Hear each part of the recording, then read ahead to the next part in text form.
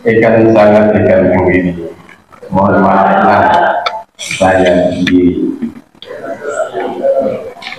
Assalamualaikum warahmatullahi wabarakatuh.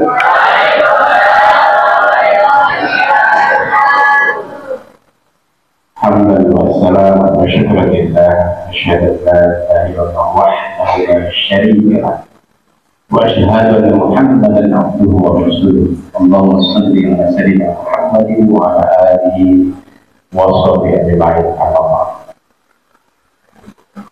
Pertama dan utama tentunya bersyukur kehadiran Allah Subhanahu wa taala yang mana pada malam hari yang penuh berkah ini kita semuanya dengan sangat yakin dan percaya berkat bidul dan limpahan rahmat dari Allah, kita semuanya dalam keadaan sehat, amin, bahagia, amin, insya Allah sukses dunia akhirat, amin. Selawat dan salam semoga senantiasa terlimpahkan kepada junjungan kita Nabi besar Muhammad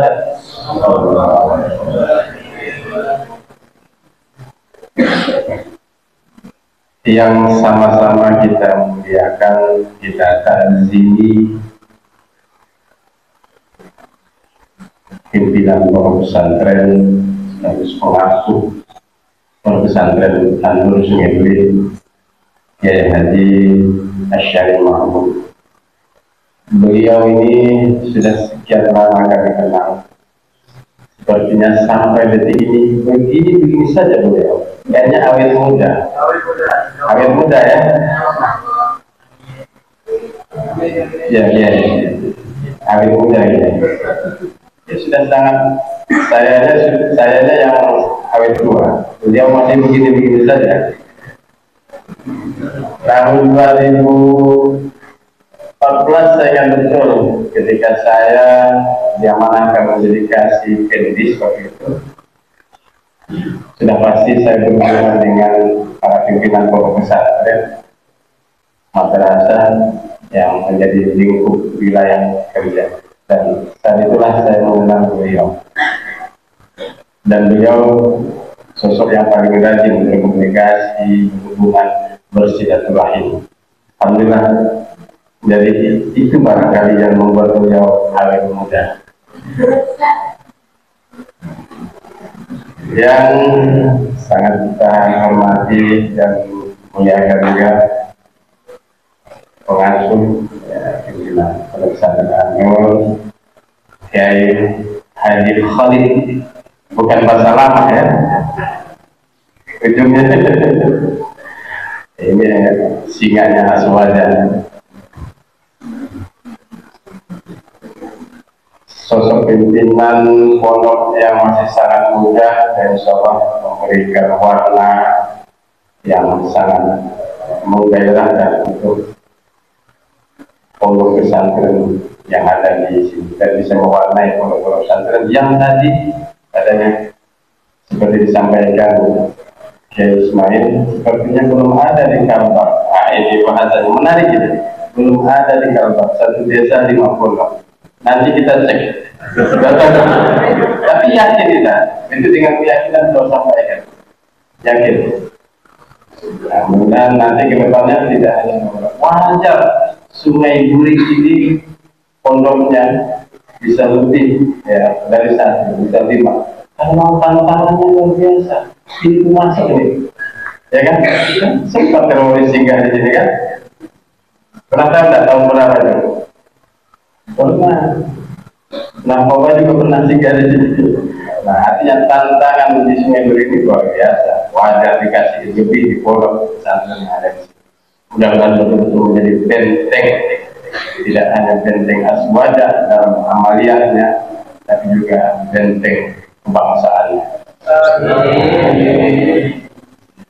Yang kami hormati dan muliakan para kiai, para ulama dan hadir tengah-tengah kita tadi, ya, ada pengurus MWC MI Sungai Raya yang lengkap saja formasinya hadir, dari ketua sampai ke pengurus-pengurus yang lain, dan hadir juga Jadi kita ada Ketua Muslimat NU Dr. Bengkayang hadir bersama, luar biasa. Perjalanan melalui Cakara tadi aman, aman, didampingi oleh suami tercinta. Dan kita dari rombongan juga saya bawa ibu kita saya dan saya bawa ibu, bukan ibu saya, istri saya.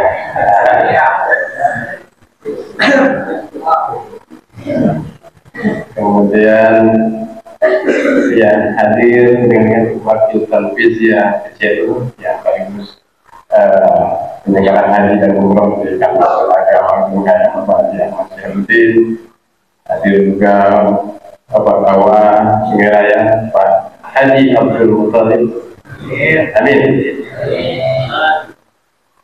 Pengurus ibu, pengurus IPPNU luar biasa, dari seragamnya sudah kelihatan.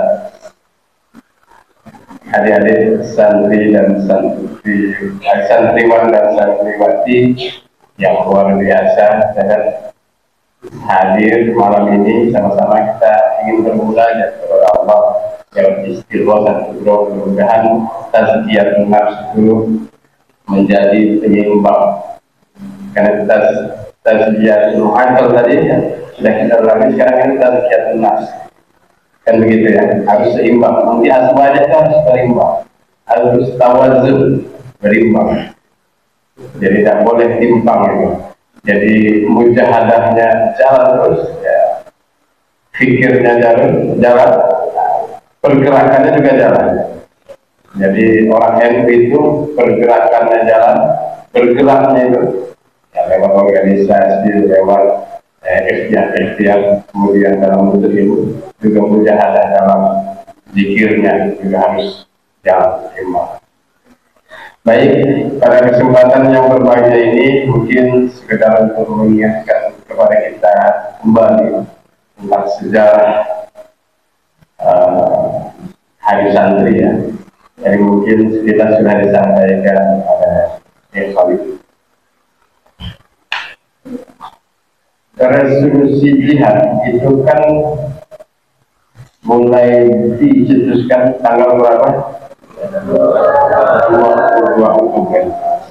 Dan itu menjadi momentum akhirnya dikukuhkan pada tahun 2015 sebagai Hari Santri Nasional oleh Bapak Presiden Jokowi.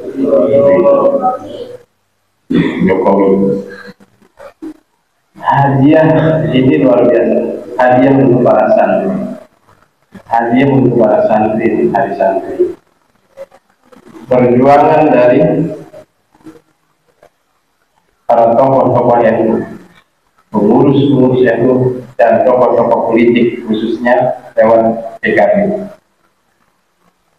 Dua lembaga ini, baik politik lewat PKB maupun dari PBNU berjuang sehingga teruslah hari santri, bukan hari santri tanggal 2 Oktober. Mengapa ini harus dijadikan momentum yang luar biasa? Kali ini sejarah yang hampir dilupakan dan ingin dilupakan. Bayangkan kalau dulu pernah belajar, mungkin generasi kita dulu dalam buku sejarah tidak ditemukan bahwa pemantik terjadinya perang 10 November itu dari resolusi jihad. Cari saja dalam buku sejarah. Mungkin buku sejarah yang lama itu bahkan sekarang mungkin belum ada, kecuali ditulis oleh tokoh-tokohnya. Tidak ada. Resolusi jihad itu tidak ada. Akhirnya kesadaran ini mulai bangkit salah satu tokoh yang luar biasa, Gus Dur. Beliau lewat kecerdasan beliau, lewat semangat beliau gali semuanya. Beliau begini tidak bisa ini, ada Gus Dur. Tokoh-tokoh sosialis, tokoh-tokoh yang tidak ada kaitan dengan itu malah muncul. Orang NU di mana? Kiai berhasil di mana di dalam sejarah ini? Tidak ada. Tahun 80-an sampai tahun 91 dengan kesadaran yang luar biasa Gus Dur mengumpulkan para kader NU. Jadi rentang tahun 80 sampai tahun 90 Gus Dur itu mengkader. Jadi orang-orang NU, kader-kader NU waktu itu tidak terbiasa dengan cara berpikir modern, dengan analisis sosial, konstruksi sosial, teori-teori sosiologi, antropologi, tidak terbiasa. Gus Dur yang memperkenalkan itu pada kader-kader NU.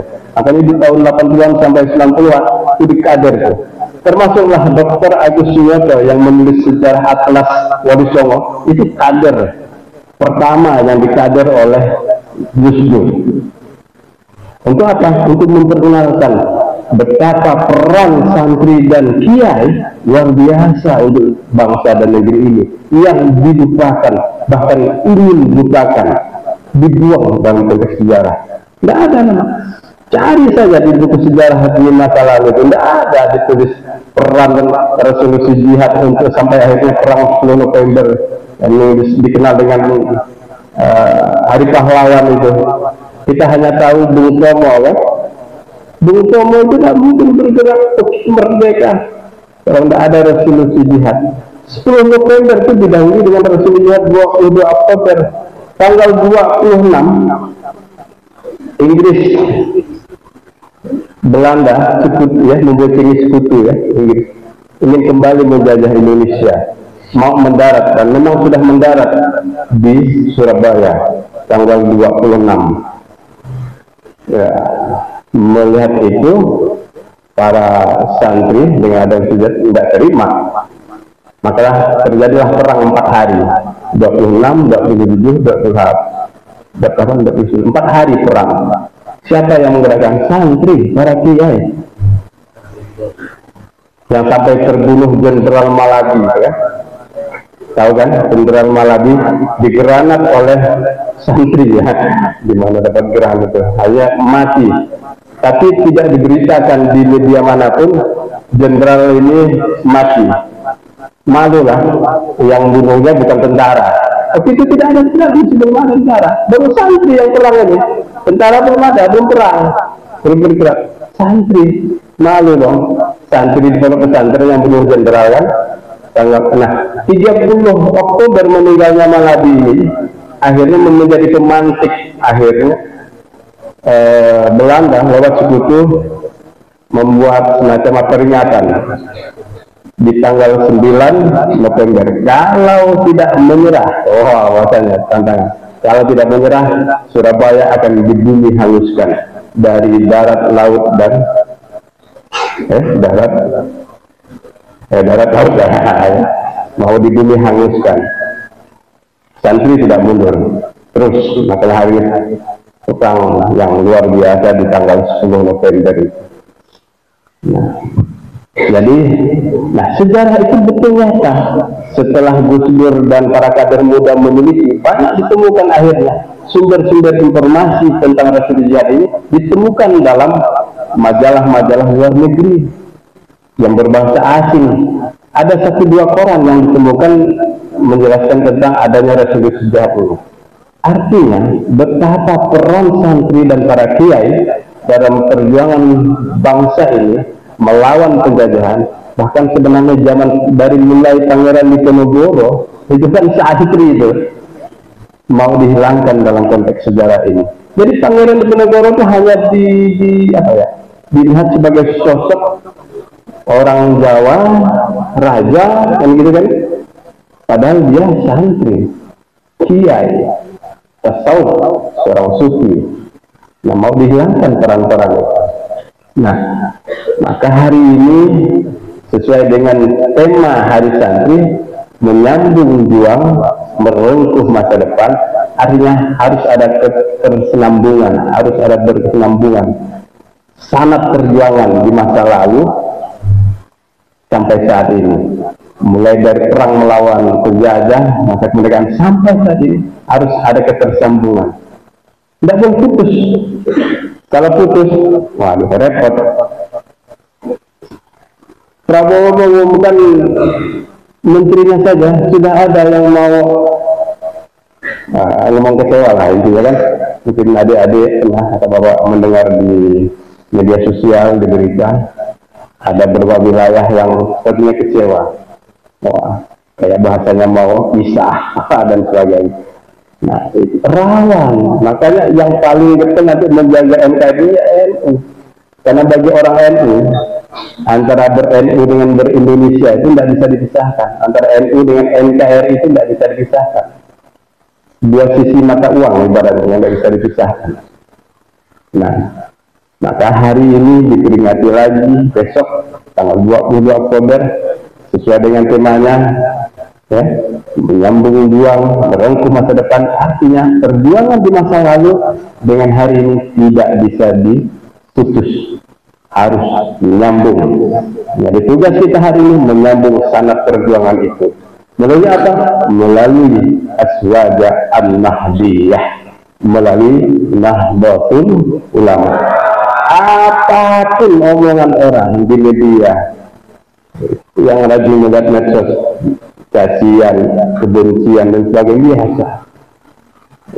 Ini jangan sampai kita, ini mungkin dulu NU tidak berani. Orang dulu ditanya ya, mungkin tahun-tahun dulu ditanya, NU ngomongnya saja pelan. Nah, pelan. Sekarang nggak usah lagi, tegas. Hari ini, malam ini kita mendengar lagu Subhanul Watan menggelegar di Masjid An-Nur. Ini dari Sungai Duri sampai ke Jagaimah Bang Tanah, dengar suaranya. Itu lagu Subhanul Watan itu sangat perjuangannya dari Mbah Wahab Hasbullah. Jangan main-main. Itu kayak mantra itu. Jadi kalau yang sakit pinggang bisa sehat itu, kalau sungguh-sungguh loh nyanyikan itu. Tapi kalau yang gini-gini nggak bisa. Ya kalau gini itu sehat ya, sembuh tuh, hilang sakit pinggangnya. Nah, jadi intinya di situ. Hari santri ini kita ingin menegaskan bahwa peran santri, peran para kiai sangat luar biasa bagi bangsa ini, bagi negeri ini, bagi Sungai Duri, bagi Kabupaten Bengkayang. Tidak bisa main-main. Makanya adik-adik yang saat ini sedang belajar, tekunlah belajar, rengkuh masa depan, sambungkan sanad perjuangan itu, sanad keilmuan itu dengan putus. Untuk apa? Untuk Nahdlatul Ulama dan untuk Indonesia. Sepakat? Barangkali itu saja yang dapat kami sampaikan. Mudah-mudahan apa yang tadi sudah disampaikan menjadi pemantik semangat bagi kita semuanya dalam rangka untuk berkhidmat di Nahdlatul Ulama dan komitmen kita dengan bangsa ini. Terima kasih. Wallahu muwaffiq ila aqwamit thoriq. Assalamualaikum warahmatullahi wabarakatuh.